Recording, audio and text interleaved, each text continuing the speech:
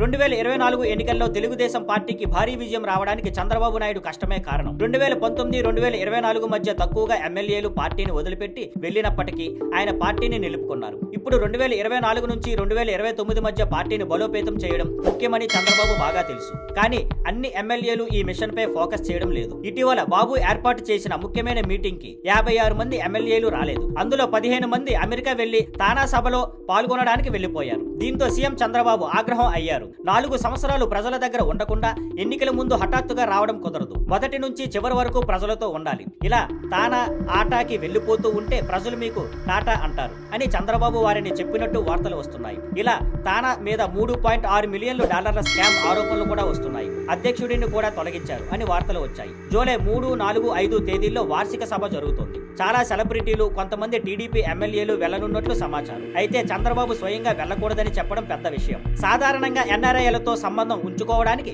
ఎమ్మెల్యేలు ఇలాంటి ఈవెంట్లకు వెళ్తారు. కానీ ఇప్పుడు తానా మీద స్కామ్ ఆరోపణలు రావడంతో చంద్రబాబు ఎమ్మెల్యేలను వెళ్లకుండా ఆపారని అనుకుంటున్నారు. మీరు తానాకి వెళితే ప్రజలు టాటా అంటారు అని చెప్పడం ఒక వాస్తవిక హెచ్చరిక మారిందని రాజకీయ విశ్లేషకులు అంటున్నారు. Thank you for watching. Please like, share and subscribe.